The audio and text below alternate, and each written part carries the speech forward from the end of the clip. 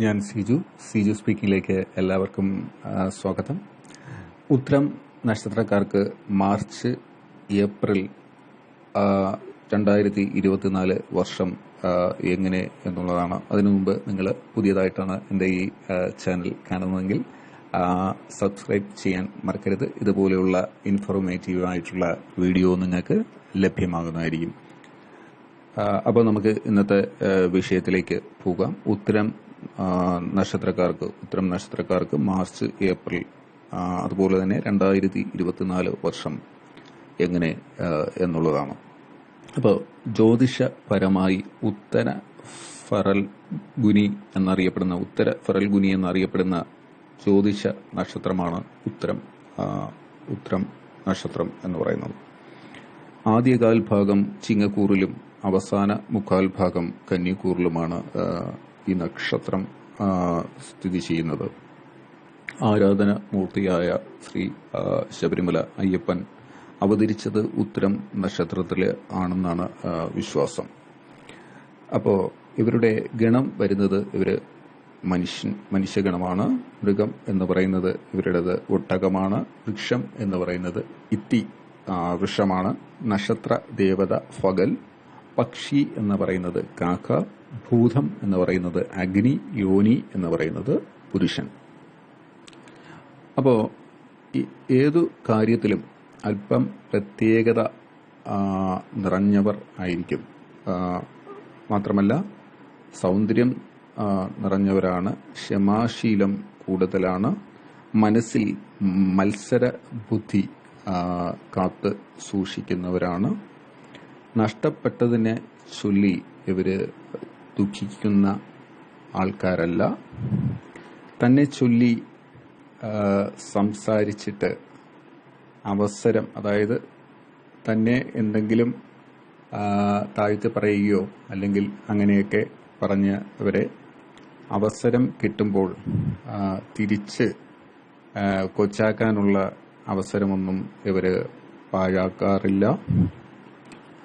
മാത്രമല്ല ഇതിൻ്റെ ഒരു പ്രത്യാഘാതം ഇവര് നേരിടുന്നത് എന്ന് വെച്ച് കഴിഞ്ഞാൽ എന്തും വെട്ടിത്തുറന്ന് ആരോടെയും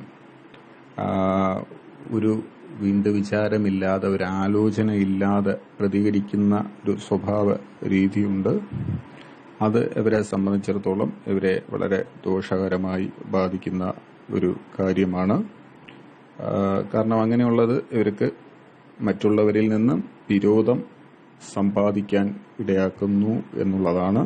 എന്നാൽ ദാമ്പത്യ ജീവിതം പരിപൂർണ വിജയകരമാക്കി സ്വയച്ചേർച്ചകളെല്ലാം നികത്തി ഉത്തമമായി നിലനിർത്തി കൊണ്ടുപോകാനുള്ള കഴിവ് ഉള്ളവരായിരിക്കും ഇവർ. അപ്പോൾ ഇവരെ സംബന്ധിച്ചിടത്തോളം ചിങ്ങക്കൂറുകാർക്ക് വ്യാഴം 10-ലും ശനി 7-ലുമാണ് ഇവരുടെ സഞ്ചാരം. അതുകൊണ്ട് ചിങ്ങക്കൂറിലുള്ള ഉത്തരക്കാർക്ക് വലിയ പ്രശ്നങ്ങളും കാര്യങ്ങളും ഒന്നുമില്ല. എന്നാൽ കന്നിക്കൂറുകാരുടെ വ്യാഴം 9-ലും അതുപോലെ തന്നെ ശനി 6-ലുമാണ് അവരുടെ സഞ്ചാരം. അവർക്ക് ശരിക്കും പറഞ്ഞാൽ ഒരു കണ്ടക ശനി യുടെ ഒരു പ്രശ്നം അവർക്ക് ഉണ്ട്. അപ്പോൾ അങ്ങനെയുള്ളതുകൊണ്ട് ചിങ്ങക്കൂറുകാരെ സംബന്ധിച്ചിടത്തോളം അവർക്ക് വലിയ പ്രശ്നങ്ങളൊന്നുമില്ല. പക്ഷെ കന്നിക്കൂറിൽ ഉള്ള ഇത്തരം നക്ഷത്രക്കാർക്ക് ചില ദുരിതങ്ങളൊക്കെ വന്ന് ചേരാൻ കാര്യമുണ്ട്. ആരോഗ്യ പ്രശ്നങ്ങളും അതുപോലെയുള്ള മറ്റു ചില പ്രശ്നങ്ങളുമൊക്കെ ഉണ്ട്. പക്ഷേ ഈ എന്തു വന്നാലും ഇവർക്ക് അത് നേരിടാനുള്ള ഒരു ഇച്ഛാശക്തി അല്ലെങ്കിൽ ഒരു സംഭരിക്കാനുള്ള സംഹാര ശക്തി ഇവർക്കുള്ളത് കൊണ്ട് അവർ എന്ത് പ്രശ്നം വന്നാലും അത് വരുന്ന പോലെ വരട്ടെ എന്ന് വിചാരിച്ച് നേരിടാനുള്ള ഒരു ഇച്ഛാശക്തി അവർക്ക് കൊടുത്തിട്ടുണ്ട്. അപ്പോൾ ആ ഒരു സ്ട്രെങ്ത് അല്ലെങ്കിൽ ആ ഒരു പവർ കൊണ്ട് ഇവർ എന്ത് പ്രശ്നങ്ങൾ വന്നാലും അവർക്ക് നേരിടാൻ പ്രാപ്തരായിട്ട് ഉള്ളവരാണ്. അപ്പോൾ അതുകൊണ്ട് ഇവരത് പ്രശ്നങ്ങളൊക്കെ അവർ എങ്ങനെയെങ്കിലും അത് അഡ്ജസ്റ്റ് ചെയ്ത് പോകാൻ അവർക്ക് കഴിയും. പക്ഷേ നേരത്തെയുള്ള വർഷങ്ങൾ നോക്കുകയാണെങ്കിൽ 2023 പകുതിയോടുകൂടി ഇവർക്ക് കുറച്ച് ആരോഗ്യ പ്രശ്നങ്ങളും അതുപോലെയുള്ള വളരെ ദുരിതങ്ങളും ഒക്കെ നേരിട്ടിട്ടുണ്ട്. അസുഖങ്ങൾ അങ്ങനെയൊക്കെ ഉള്ള ഒത്തിരി പ്രശ്നങ്ങൾ. അപ്പോൾ ഈ വർഷത്തെ സംബന്ധിച്ചിടത്തോളം ചിങ്ങക്കൂറുകാർക്ക് വലിയ പ്രശ്നങ്ങളൊന്നുമില്ല. പക്ഷേ കന്നിക്കൂറുകാർക്ക് കുറച്ച് ദുരിതങ്ങളൊക്കെ നേരിടേണ്ടി വരും. മറ്റൊരു പ്രശ്നം എന്ന് പറഞ്ഞു കഴിഞ്ഞാൽ ഇവരുടെ ഇപ്പോൾ മക്കൾക്ക് അതുപോലെയുള്ള പങ്കാളികൾക്ക് ഒക്കെ കാര്യങ്ങളൊക്കെ വളരെ സ്നേഹപരമായിട്ട് ചെയ്യും. പക്ഷേ ബന്ധുമിത്രാദികൾക്ക് ഒക്കെ തന്നെ ഇവർ സഹായം ഇങ്ങോട്ട് സ്വീകരിക്കുമെങ്കിലും അവർക്ക് ചില സന്ദർഭങ്ങളിൽ ഒക്കെ ഇവർ ചെയ്യാൻ വിട്ടുപോകും, അല്ലെങ്കിൽ ചെയ്യാനുള്ളൊരു മനസ്ഥിതിയൊക്കെ കാണിക്കാൻ അവർ കാണിക്കില്ല. അത് ഇവർക്കും തിരിച്ച് സഹായങ്ങൾ കിട്ടാനുള്ളതിന് പ്രയാസമുണ്ടാക്കും. പക്ഷെ അവരെ സംബന്ധിച്ചിടത്തോളം ഇവർക്ക് സഹായങ്ങളൊന്നും വേണ്ട ആവശ്യം ഉണ്ടാകില്ല. അതാണ് മറ്റൊരു കാരണം. അതുകൊണ്ടാണ് ഇവർ ബന്ധുമിത്രാദികളെയൊക്കെ തന്നെ ഇവർ സഹായിക്കാനായിട്ടുള്ളൊരു മനസ്ഥിതിയും ഒക്കെ കാണിക്കാതെ പോകുന്നത്. കാരണം ഇവരെ സംബന്ധിച്ചിടത്തോളം പൂജ്യത്തിൽ നിന്ന് ഇവർക്ക് പലതും നേടാനുള്ള ഒരു ദൈവാധീനം അല്ലെങ്കിൽ അങ്ങനെയുള്ള ഒരു യോഗം ഈശ്വരൻ അവർക്ക് നൽകിയിട്ടുണ്ട്. അത് ഈ ഇത്ര നാളിൻ്റെ ഒരു പ്രത്യേകതയാണ്. ഒന്നുമില്ലായ്മയിൽ നിന്നും പിടിച്ചു കയറി ഉയർച്ചയിലേക്ക് അല്ലെങ്കിൽ ഉത്തര കോടിയിലേക്ക് അല്ലെങ്കിൽ നമ്മളൊരു ഉദാഹരണം പറയുകയാണെങ്കിൽ താഴെ പടിയിൽ നിന്നും ഏറ്റവും മുകളിലത്തെ പടി വരെ എത്താനുള്ള ഒരു യോഗം അവർക്കുണ്ട്. മറ്റ് നാളുകാർക്കൊന്നും കിട്ടാത്ത ഒരു യോഗമാണ്.